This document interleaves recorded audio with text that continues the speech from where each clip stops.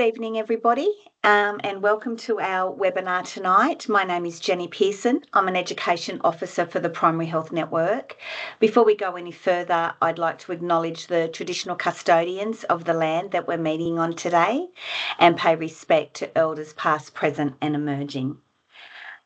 Our presentation tonight is the Cardiovascular Health Standards from the New South Wales coal industry. Tonight's session will be recorded and there will be a copy of it put into our library along with a PDF version of the presentation. I will put a link in the chat if you could all fill in the evaluation at the end of the session. It will only take you about 2 minutes. We would really appreciate getting your feedback. Our presenters tonight are Dr. David Meredith, who's the Head of Medicine at Coal Services Health, Associate Professor James Otten, who's a cardiologist, and Dr. Johan Lempfer, who is a medical practitioner with Happy Health. All right, I think that's all that you need to hear from me. David is our first presenter, so I'll hand over to him. Thank you very much, Jenny. It's great to be here tonight to present, and hopefully there'll be some things in there that you may find useful if you have some patients who are working in the coal industry. So I'd like to start tonight with an outline of the current health monitoring framework for coal mine workers and some of the planned standards that we have in the pipeline. We'll have a look at the process we're following to develop these, and then I'll have a look at the cardiovascular standard that we released just a few weeks ago and some of the main changes that we're looking at. Following that, Dr. James Otten will be presenting on the assessment of cardiovascular risk, and then finally Dr. Johan Lempfer will follow up with some case studies under the new standard. So the current health monitoring scheme is governed by Order 43, and that's looking at changing and being upgraded next year. But the essential elements are unlikely to change. Under the monitoring order, health providers have to undergo an induction into the assessment process in the industry. They have to do some training in spirometry, and we also require provision of calibration certificates for equipment they use for these medicals so that we can monitor the quality that's happening. We also have a change in mind for the radiologists. When the new order comes into being, they will have to be B readers and they will have to follow a dual reporting protocol for the x-rays. The x-rays, however, will still remain at an interval of 3 yearly. Better click in so I can move forwards. At the moment, mine workers coming into the industry, starting a new role, require a pre-placement medical, and then they do a periodic assessment every 3 years. There's also an exit medical when they leave the industry, and we have a retired miner medical checkup for the lung health. And I'd actually encourage any of you who have retired mine workers, coal workers as patients to get them to come along and do those checks for at least 10 years after they've ceased their mine dust exposure. If they haven't developed any coal mine dust lung disease by that stage, they're very, very unlikely to. These checkups are completely free for the mine worker, any tests and investigations we do, so they won't be out of pocket. And they can call any of our offices and book that in without problem. The medical itself monitors for the harmful effects of airborne contaminants and hazardous noise. So we're doing lung testing, we're doing audiograms. There's also cardiovascular screening. We do an on-the-spot check using the current calculator. We have a look at their musculoskeletal system. We do a general checkup and examination. And we also screen for things like obstructive sleep apnea, psychological distress and alcohol use.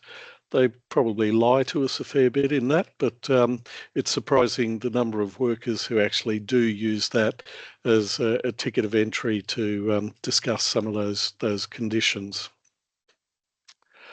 So the health standards are something that is really something I've been trying to get up and running for a very long time, and certainly my predecessors as well. But about 3 years ago, the Coal Services Board created the Standing Health Committee, and this brought in stakeholders from all aspects of the industry. We've also got some doctors from our external doctor network on that, and we look at some health issues in the industry. So what it was tasked to do was identify what might be important and prioritise it. And top of the pile was the requirement to develop some health standards we could follow in the coal industry. The first one that came off the production line was the respiratory standard, and that was triggered by an audit of the industry health monitoring ordered by the resources regulator, and that concluded in 2023, and there were quite a number of findings in that, and those have been incorporated into that standard. The next standards, the cardiovascular, sleep and diabetes, were prioritised because these are the ones that drive the lion's share of the, I suppose, the referrals to treating doctors and requests for information and early review. And we're actually due to start work on our sleep standard at the end of this month. We anticipate that we'll usually get between 1 and 2 of these standards released over the course of 12 months, depending on the complexity. And we expect this process will run probably for the next 4 to 5 years as we work through them. And that they're the ones we're planning on there. So the process we've been following has been refined as we've been going. We've been finding some things quite effective in it. And so this is basically a diagram of what happens along the way.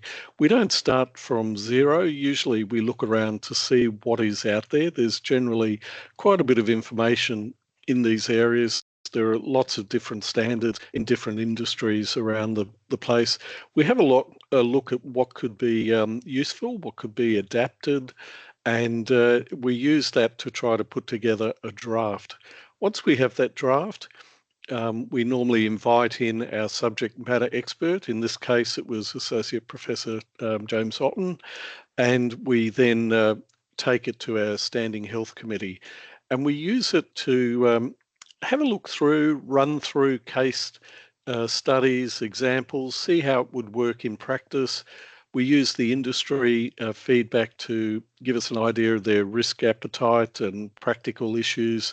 And then, of course, our subject matter experts help us put boundaries around what our review should be, what sort of information we should be seeking, what intervals would be acceptable. And we run through that process until we're fairly happy that we have a draft that is looking pretty good. And at that point, we send that off to our clinical governance committee. And this is chaired by an independent occupational physician. So we get some input at that stage. We take that input, and once all the feedback has been incorporated and we're happy with the final result, we then send it for an external expert assessment and feedback. Once that comes back, if there are no major changes that need to be made, we then take it to our board and major stakeholders, make sure they're aware of where we're at with that, and then we release with supporting documents. And so this one has gone through that process and was released back in mid-July and is available on our Coal Services website if you're interested in having a look at that. So we'll have a look at the actual changes. This standard was drafted very much with the new order or the proposed new order in mind. And under the new order, employers will have to inform the doctor, the assessing doctor, what risk category the mine worker is. And for those of you who do rail medicals, you'll be well familiar with this, with their category 1, 2, and 3. So in the coal industry, we will have 3 categories. Our category A will be your typical safety critical worker. If they suffer a medical condition that will lead to or could lead to mental or physical incapacity while they're doing their ordinary job, if that incapacity leads to the potential death or serious injury of other workers, then they're in that category. Category B are workers, if they suffer from that same event, they are the ones primarily at risk, and due to controls, where the job's done, the time, etc., it's unlikely that other coal workers would be affected, and so they will fall into that category. Category C, these are workers who, if they have that event, it's not going to affect any other workers' safety, and the work environment they are in is not going to adversely affect the health outcome. So if we look at how that would function in practice, the standard is laid out a lot like the road standard, where you've got the different categories side by side. In category A, for most conditions, specialist input would be required, and most of the time we would require an update of that on an annual basis. Not for everything, but for a lot of the major conditions. Category B, we would still need specialist input mostly, at least up front. And then once we're happy that the condition is being managed to an adequate level, then we can return that worker to a routine monitoring interval. And with category C, for most conditions, it will just be a duty of care referral where appropriate to the treating doctor, and we don't require any information back or early review for those ones. So one area we do expect this to have quite an impact is in the assessment of cardiovascular risk. So under the new pathway, we're using the new calculator, which does give a more accurate result for Australian population subjects, as we understand.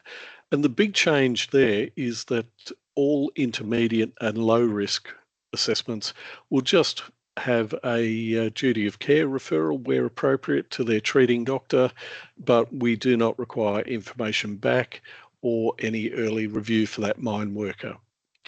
When we get to high risk, if they are a category C worker, they will just get a duty of care referral to treating doctor, and once again we don't need information back or early review. The only workers who will have an early review in that space are the category A and B. And what we ask in the first instance is we'd send them to their treating doctor to check that result.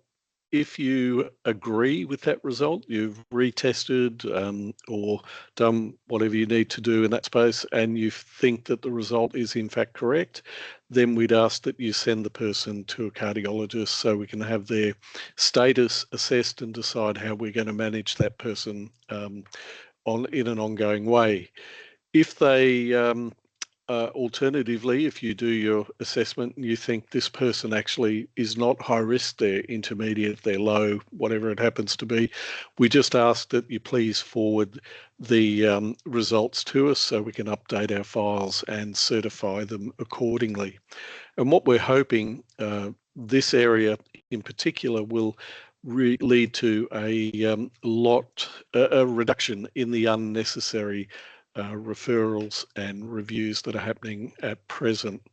And likewise, with a lot of the other conditions, the fact that we can return some of these workers in categories B and C to routine monitoring intervals will hopefully cut down a lot of the requirement for information flowing back and forth. So this actually segues nicely into Dr. Otten's section, who will take us through the journey of assessing cardiac risk. Thank you. Okay. Thank you very much, David. I'll just, great.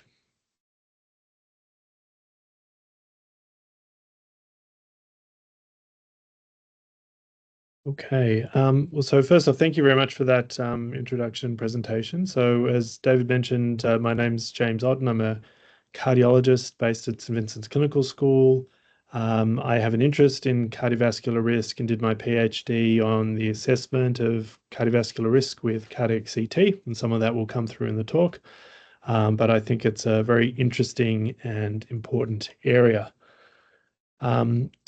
So I guess the reason why cardiovascular risk is so important is that there's this great paradox in that cardiovascular disease is almost entirely preventable. We've got statins, we've got ARBs, we've got injectable PCSK9 inhibitors. If we know about coronary disease, we can almost always prevent it. Yet cardiovascular disease remains the most common cause of death. So why is that? Well, it's because we have trouble predicting the future. So predicting the future is tough, and cardiovascular risk calculators help, but they're certainly not perfect, as we'll see coming up. Well, why do we want to predict risk? Well, we know that cardiovascular disease, it sort of jostles with cancer, but it's either the first or the second major cause of death in Australia and globally. We know that it's dispersed. Different population groups will have very different risk, and some of that will go with occupation. I think that the data presented in the cardiovascular management guidelines would indicate that there's relatively high prevalence of overweight and obesity in the mining population. And even though it's a closely monitored population, there are still significant prevalence of risk factors, hypertension, hyperlipidemia. And we need to make sure that the workplace is safe, and we ideally want to keep everyone involved in the system as well treated and safe as possible. There's a big difference, though, between overall cardiovascular risk assessment and occupational guidelines. So for cardiovascular risk, a lot of the cardiovascular risk calculators will assess, sort of medium-term risk. And the aim there is to institute early treatments that will prevent long-term complications. Occupational guidelines have to look at that, but also have to assess short-term risk and the risk both to the individual, but also others, and also the risk of affecting the workplace. And again, the role of primary care doctors is really key. So essentially, guidelines and risk calculators can only do so much. At the end of the day, primary care doctors are the ones who really have the ability and who currently do keep people out of hospital and keep people avoiding cardiovascular events over the long term. Risk calculators come in different forms. There are 5-year risks, there are 10-year risks, there are lifetime risk calculators. Each one of these has their own benefits and strengths. So the Australian guidelines use a 5-year risk, and which is adopted in the COL recommendations. Common standard tools would be Framingham risk scores. In the UK, there's Q-risk. There are these pooled cohort equations. For a very long time, we had a risk calculator based on the Framingham population. That's recently changed a little, but we still know that a lot of our risk calculators are based on, relatively narrow cohorts. And it's only the more recent risk calculators that have been integrated into electronic health. And these newer calculators may be able to give us better sort of calibrated risk scores. So as I was mentioning, one of the issues with risk calculators is that unless you're an 80-year-old, like a 5-year risk is important, but it's not the only thing. And if you're dealing with a 50-year-old, actually what matters much more is the long-term 20-year risk or lifetime risk, but a lot of risk calculators don't give us that data. We know that even with the best risk calculators, that the majority of events still occur in this very large cohort who are at low or moderate risk. And as I mentioned, the current calculator and certainly the last calculator is still based on this Framingham data. And this map here is this Framingham County in Massachusetts. And what does Framingham have to do with Australia and our multicultural population and the way we are in 2020? Very, very little. So again, there are a lot of problems with these risk calculators. Our new calculator has been calibrated, actually predominantly for a New Zealand population. Now, if you look at how the Australian risk calculator, at least the one that was present up until 2 years ago, actually does in the Australian population, and there was a publication here in 2019 in the MJA. Complicated slide here, but the bottom line is for men, 131 out of 229 events still occurred in the lower risk cohort, but particularly for women, only like 11 out of 91 events occurred in high risk cohorts. So particularly for women, we fail to identify those women who are at the higher risk. And because the population who are at a lower risk is so much larger, it's still the case that the majority of events occur in that lower risk population. So again, just showing some of the inherent limitations that occur with all risk calculators. Are there ways that we can improve risk screening? Should we do, for example, ECGs on patients?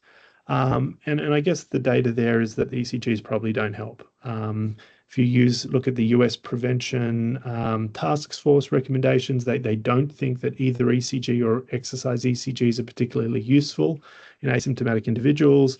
Most of the time, ECGs throw up abnormalities that rarely change management, but give you false positives. And exercise testing also typically doesn't give you actionable detail. Whereas what we really want to do is control modifiable risk factors. So risk factors that we're able to change the trajectory of our patients over the long term. Now, one newer feature of the Australian absolute risk calculator is that there is a soft ability to up categorize or down categorize patients depending on other factors. These can be ethnicity. And I'll tell you, having worked in different hospitals, if when I was working at Liverpool Hospital, if you had a Pacific Islander man come to hospital with chest pain, I wouldn't need to listen to the whole story. I would always admit the person, because for a Pacific Islander to come to hospital, it had to be really bad. And many dissections and aortic terrible things happened with those sorts of things. Again, certain ethnicities may have higher rates of cardiovascular disease. And one of the things that can up a person's risk category or reduce it would be a coronary artery calcium score. And particularly if that calcium score is more than 100, or if you're at the 75th centile or higher than 75% of the population, things are not looking good for you over the long term. And I'll just talk briefly about calcium scores, because I think they're becoming more important, and they're also becoming more important as more and more people have CT scans for other reasons, and calcium is detected on those. So the calcium score is a non-contrast scan of the heart. It shows up here, the grey blob in the middle of the screen is the heart, and these little white speckles in the middle there are the bits of calcium in the artery, the LAD artery. And by calculating how much of that calcium is there, we're able to assess how much is there and also how much there is relative to other individuals. There is another test, a CT coronary angiogram, which involves an injection of dye. Essentially, the predictive ability is not much better with a CT coronary angiogram, and there are downsides in terms of false positives and risks that go with the contrast injection. Certainly useful in certain populations, but generally for risk assessment, calcium scores are more widely used and preferred. The calcium score gives you two bits of information. What is the absolute risk? What's the risk like right now or over the next 10 years? And we get that from this calcium score. So 0 is a very low risk, less than in the order of 1% risk over 10 years. whereas the risk is sort of 5 to 6-fold higher if you've got moderate or greater calcium score. But the other bit of information that we get is the calcium score centile. So where does the person fit relative to their peers? And that tells you what the lifetime risk is. So if you've got a 45-year-old with a really small calcium score of 5, that's really clinically significant, because you can predict according to their centile that, by the time they're 60, they will have a moderate to high calcium score. And certainly by the time they're in their mid-50s, 60s, they'll have a very high calcium score. And so early onset of calcification can tell you about their lifetime risk. And again, there's a very predictable exponential curve where typically the calcium score doubles every 4 years. So again, if you start to get on the atherosclerosis bus early, you can predict that there's not going to be a good outcome down the track. And importantly, the calcium score gives you actionable information. So I think these are one of the most important graphs in cardiology, and these graphs show what the benefit is or otherwise of statins, depending on your calcium score. So if your calcium score is 0, that's the leftmost square here. There are 2 lines there, people on statins, people not on statins. The risk is the same, the risk is low. Essentially, if you don't have any atherosclerosis, there's not a lot of benefit to being on cholesterol medications. And I have to say that there's quite a lot of, particularly, women's who can have very high cholesterol readings, but no atherosclerosis. If your calcium score is between 1 and 100, there's a little bit of a benefit. But once you get to a calcium score above 100, there's a very big difference between the 2 curves in terms of the long 10-year outcome, whether you take a cholesterol medication or not. So again, the calcium score can give us a really good idea of who's going to benefit and who won't from statin medications, and potentially we can step in and prevent long-term issues. So cardiovascular risk prediction, it's useful in terms of predicting risk, but it's also really important because it does prompt a comprehensive assessment. So in order to get the data, we have to do a comprehensive assessment. We get to talk about lifestyle discussions and how we can manage that with lifestyle change, which is important. And we can identify individual risk factors and optimize that. If needed, in rare cases, we can do further investigations or look at treatment escalation depending on progress. And again, cardiovascular risk prediction is the basis for most, of the occupational guidelines as it pertains to cardiovascular disease. So I'll leave my talk there, and I think we're going to, I'll hand back to David to have a look at some cases, and if we have any questions, I think we'll talk about those at the end. Thanks. Thank you very much, James. I'll hand to Johan to start sharing. No worries. Thank you, David. My name is Johan. I've been working doing Cole Medicals for about the last 8 years as part of Happy Health. When I'm not working here, I'm working as a GP in Newcastle. So I do occasionally get the joy of seeing patients come through from my own referrals from within the Cole Medical space, which is always interesting. But it does mean that I get to see both sides and try and figure out how we can adapt the guidelines to actually work within the GP space, so that we're actually working alongside GP colleagues rather than dictating from on high or trying to just blindly apply protocols that won't work in reality. So I'm going to be talking just a first thing once my slides start to progress. There we go. So probably the most important thing to keep in mind as a GP, if you do receive a referral from well, pretty much any occupational space, but particularly within Cole Medicals, is that we are not expecting the GP or any other specialist that we're sending a letter to clear the work up for the particular job they're doing. And we do our best to try and specify that within the letter to say, actually, we're just asking you for this particular information. And then we will use that to evaluate whether or not the worker is actually going to be a good fit for that particular job or not. And that is something that often causes a few hassles there, and GPs will sometimes get upset, and I can understand that. If you don't have familiarity with that worker's exact role on that particular site, how are you expected to assess, are they safe, are they fit for work? So that's not what you're being asked. The final decision with Cole Medicals rests with a multidisciplinary team that functions at Cole Services Health, and that can include occupational physicians, physiotherapists, doctors, and they will get specialist respiratory physicians, cardiologists involved as needed. And generally what the process is that there is a very complex case, they'll provide feedback, and the doctor who's administering the medical on behalf of your patient will send you a letter saying, this is what they've requested. Can you please provide this information? So there's no stress on you. You shouldn't have to tick boxes there, which will say that you're the one declaring that this worker is fit for that role.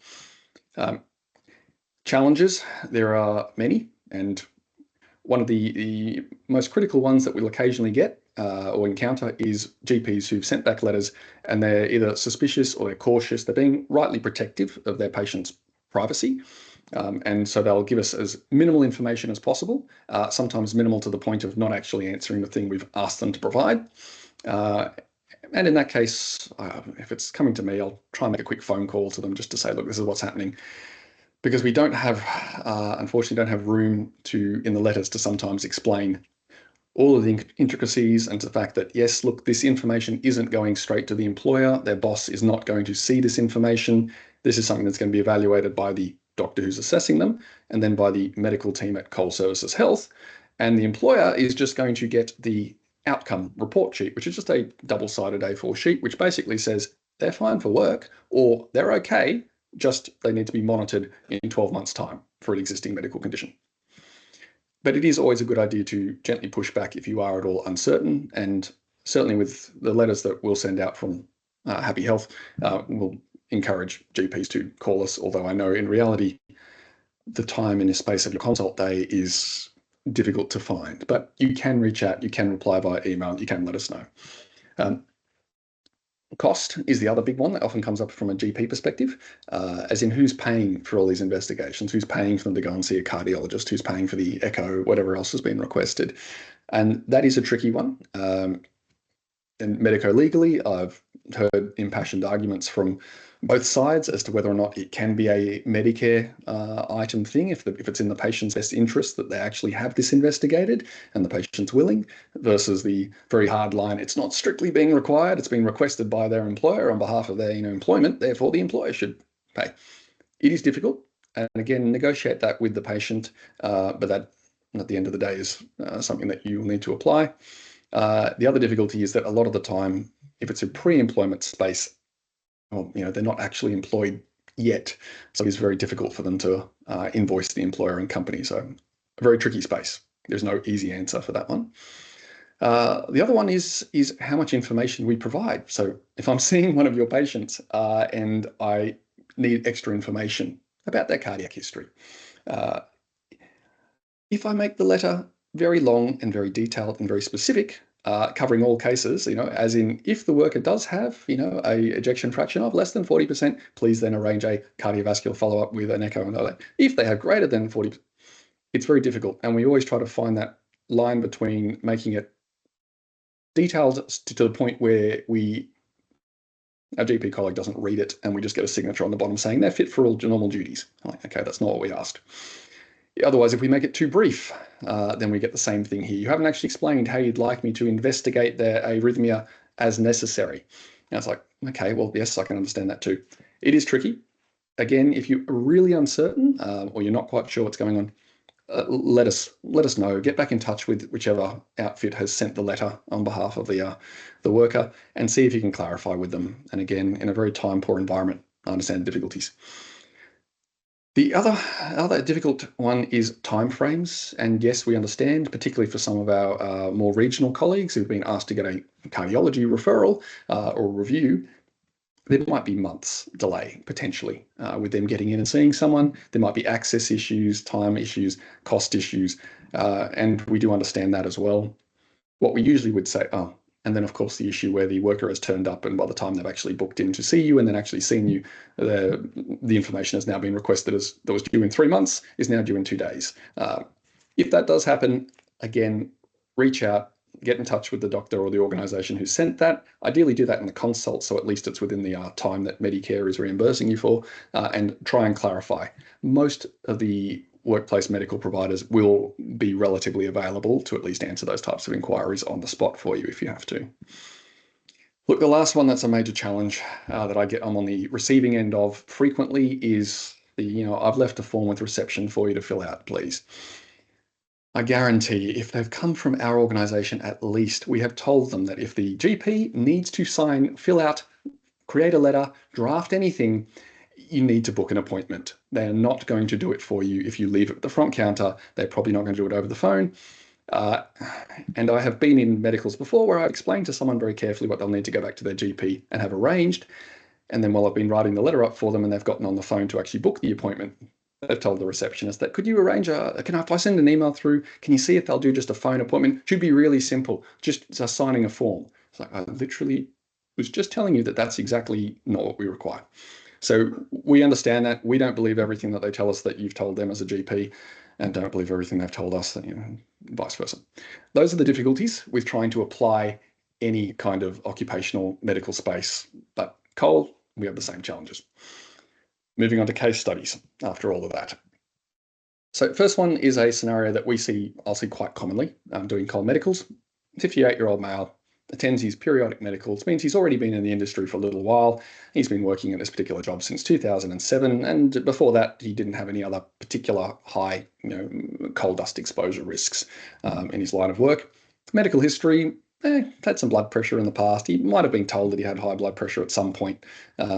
Not aware of any other kind of family histories of anything, no other atrial fibrillation, no other diabetes. Never been a smoker, not on any current medications. Maybe he was prescribed something in the past. He's not sure. He can't remember taking it. And they turn up and their blood pressure is a little high, let's just say. And if we've written a letter back to you to say that, yes, this worker's blood pressure is a little high, rest assured, we've given them 15 minutes. We've let them sit quietly. We've repeated it at least 3 or 4 times. We've done a manual measurement, and sometimes that's what it still is. You put them through the cardiovascular risk calculator. The score comes back as 9%, which is in that sort of intermediate range. But he's working as an operator, so we'll consider him effectively as being a commercial driver. And so applying the standards for that, he's made temporarily unfit as he is a high safety risk, because obviously in his multi-ton vehicle, if he was to suddenly have an event at the wheel, there'd be significant risk to his own health, the health of others, and the equipment and infrastructure on the mine site. So he'll be sent off to his GP, we'll write a little letter, we'll explain the situation, and if necessary, we'll even cut and paste the relevant section of the guideline to sort of explain what we need. He's gone and seen his GP. Hopefully you'll start him on a reasonable medication, and write us a little brief note back that that's what's happening. BP at the time was still not ideal when you've started it, and his first medication compliance might be challenging, and we do factor that in as well. Recalculate his CVD risk score, 6%, still an intermediate, but he's on the better side of intermediate. And when he comes back, we see those numbers and we can certify him as fit for that role. Again, we're not expecting coal workers' health or any workers' health to be perfect. Doesn't need to be ideal. Anyone who's been working for 30 years in the coal industry, their health is not mint condition anymore. It just has to be good enough, safe enough for the particular job they're going for, or at least equivalent to all of the other co-workers on site in that particular role. Another option that we see quite currently, 40-year-old male, again, already in the industry. This time, he's a coal coordinator in the processing plant, which is a less high-risk role. He's on his feet. He's in a separate building. He's in the production area, but not around any sort of moving machinery in that regard. So lesser risk, maybe a category B, I would think. Hopefully, correct me if I'm wrong, David. And again, same story. He's been told he's got high blood pressure in the past. He's been on medications. He may take them. He might not take them. Bit of gout. Again, nothing else that's going to push up his score except for the smoking. And we still see quite a high rate of those in most of the coal workers that we'll see. He's on 2 medications. Hopefully he's taken them that morning. A lot of the time when we do quiz them, they actually might admit that, yes, they know they forgot to take them this morning, but they definitely always absolutely remember to take them. And again, the blood pressure is outside of that range, 180 over 110. The cholesterol on the finger prick cholesterol, and yes, we know that the capillary measurements are not the same as a proper pathology collection, but it's a reasonable estimate. And when we send these letters, I love to be proven wrong. I love it when I send that letter out and say this was their best blood pressure today, their finger prick cholesterol was this, and there was a trace of blood in their urine. And when the GP replies back and says, yep, did a full pathology, checked their pressures today, their pressure was okay, their cholesterol is fine, there's no sugar in their urine. Fantastic. Love it. That's really good. Cardiovascular risk score for the combination of all of the above and including the significant contribution of smoking has put them up into that high risk range. However, for the lower risk role, we are still able to say that, yep, he's okay to continue working in that job. However, we need to keep a bit of an eye on it.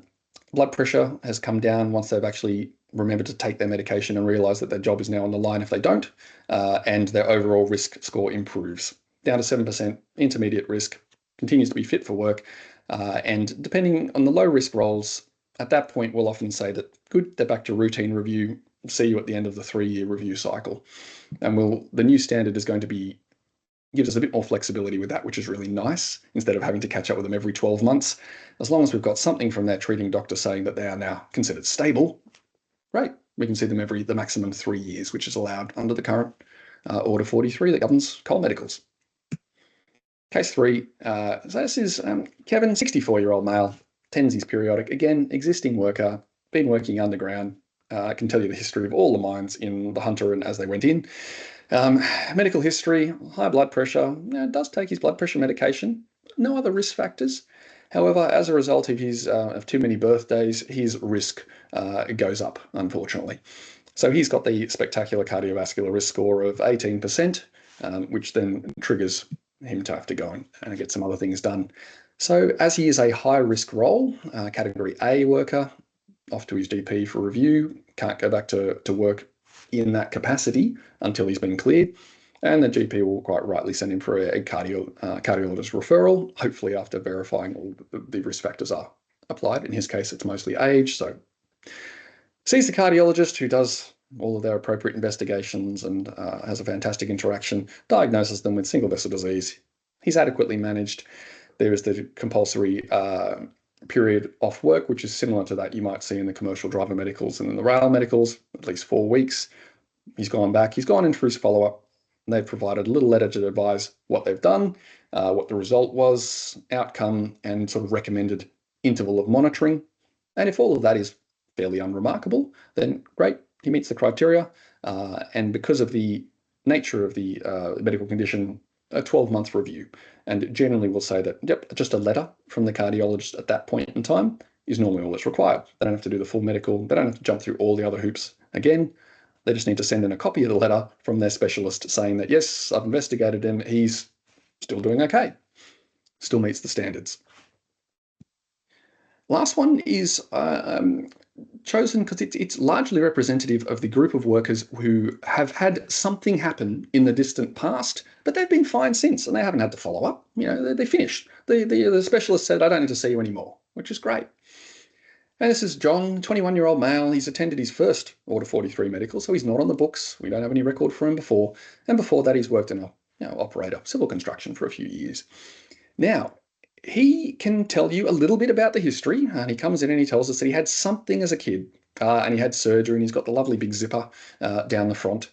And he's had an operation when he was 5 days old, and no other risk factors, no medications, hasn't seen someone since he was a kid, and they was told he didn't need to do anything else. He thinks maybe, he's not really sure. His mum took him to the medical. We see variations of that all the time. Even workers who've had some kind of stent, they did something through my leg, you know, they had something kind of procedure. Yeah, I've got a big zipper. I can't remember what it was. They're surprisingly vague when it comes to these types of things when they think that it could affect their job history. But either way, they haven't followed up for a while. And half the time they've moved around, they're now at a new GP. And in this particular case, he thinks it was Westmead. Could have been Westmead he was at, maybe. He's not sure. Doesn't know the name of the doctor, doesn't know the name of the GP he went to. Mum's not available on the phone to find out what is actually happening. What do we do? It's difficult when someone is apparently otherwise young, fit, healthy, or if they're an older worker, they are doing well and they look fit and they're healthy and they pass everything else here, but they've got a lovely big zipper, or they've got very suspicious marks in, you know, a major artery entry point. Unfortunately, if they are wanting to do a high-risk role like an operator, again, we treat them like a commercial driver, and we'll need to try and collect whatever information we can. And often the easiest thing for this to do is we'll respond to the GP and just say, look, if we don't have any previous records, we'd probably recommend that you just need to refer them to a cardiologist again. And in this particular case, the cardiologist was able to, contacted the hospital, found out, okay, what procedure, confirmed what it was, confirmed that this was something that was now adequately corrected and was therefore very unlikely to present any future concerns for this particular worker. And his recommendation or the cardiologist's recommendation was a repeat echo every 3 or 4 years. So stable congenital condition, adequately corrected, unlikely to progress.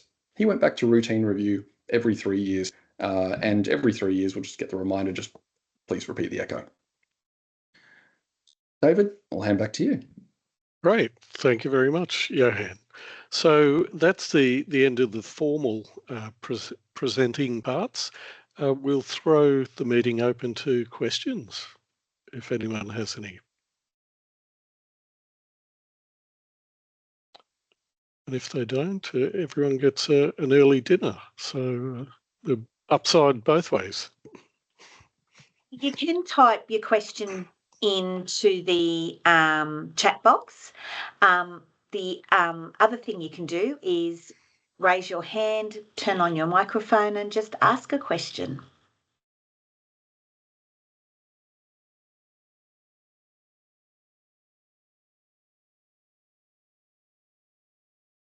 If everyone's still thinking of questions, James, how often do you get something from a GP responding to something like this, requesting information on someone you've never seen before? Has it happened to you? You mean like this total anomalous pulmonary venous drainage situation? Yes. No, look, it's pretty rare. It's pretty So it's pretty rare. It depends on where you work. So again, public outpatients in Liverpool, like you would see a lot more of, and people coming from overseas with very little documentation. And look, it's a known issue in pediatric cardiology, and one of my good friends is an adult congenital heart disease specialist. And that transition between child to adulthood is a very common time when people get lost to follow-up. And there's a couple of very pertinent conditions which can cause issues. So it's getting rarer and rarer, but in the old days, people who had tetralogies of Fallot, they used to essentially not repair the pulmonary valve, or the pulmonary valve would be left redundant. And then over time, the right ventricle dilates, and then you start to get arrhythmias, which can progressively become fatal in your 40s to 50s. So that they're the issues that we're dealing with now. And those people who are lost to follow-up can be in big trouble. The surgeries have gotten better and better with less and less requirements for close follow-up. Oh, thanks. I didn't assume it would be very common. What we did see, as I said, very, very commonly is someone who's had a MI or a partial occlusion or something like that, and it's been treated and it's been fixed. And as far as the work is concerned, they feel fine. They don't need to follow up. And they often, the antihypertensives and the statins somehow get lost to time as well. And so it's quite difficult to convince them that they need to find a new cardiologist because the old one's retired, and actually start again effectively to try and get signed off. But it's frustrating, but if it's statutory medical, then that's what's required to be able to get them on site into their high-risk role. Right, and honestly, though, it's actually in the patient's best interest. So, complete pulmonary anomalous pulmonary venous drainage, would have been extremely serious at the time, and later on, you can get stenosis of these pulmonary vessels, you can get arrhythmias, and so these things aren't likely, but actually, the person should have follow-up, and it's in their best interest. So, again, if you go through the guidelines and recommendations, none of these things are particularly unreasonable. Like if you do have a systolic blood pressure over 200, you do need to get that fixed really quickly, right? So, treating these conditions seriously is good for the worker as well. I do occasionally. Oh, sorry, David. Yeah, I was going to say we sometimes see the situation where someone's had an infarct back 2010, 11, whatever. They may have been put on a couple of medications. They may not be taking them, but they haven't seen a cardiologist for a decade. And there's often a fair bit of pushback when we say that we'd like some information in that space. Mm-hmm. Yeah. Again, so the having had a previous heart attack is the most pertinent risk factor for having a second heart attack. And again, there's so many new medications that are available at the moment. There are new risk factors like lipoprotein A, which they wouldn't have known about 8 or 9 years ago. And so again, you're doing the person a favor to just have this checked. Maybe everything's fine, but intermittently checking, I think, is generally a good idea.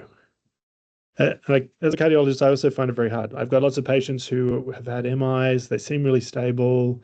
I will continue to follow them up every couple of years because, again, the reason why I go to all these conferences is because things do change. It does change slowly, but it can have an important impact if there are new treatments that are available, as well as benefits. So, for example, these days we don't need to use long-term beta blockers. Plenty of patients still on beta blockers, feeling a bit lethargic, having erectile dysfunction. You got normal ejection fraction more than a year post-MI. No evidence for benefit for beta blockers. We can get rid of that. So again, benefits for patients. Occasionally reading between the lines from some of the GP replies, it's clear that they've been encouraging this the last couple of times they've seen the worker, and so it's nice to have something actually forcing their hand and getting the worker to actually start to pay a bit more attention to their health.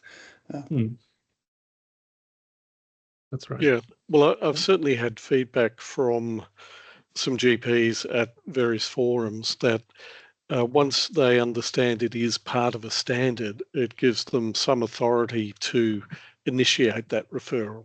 And I remember one of the doctors saying to me, "Oh, if I knew that was the case, I wouldn't have been arguing with you. I'd just refer if I knew it was like a rail medical."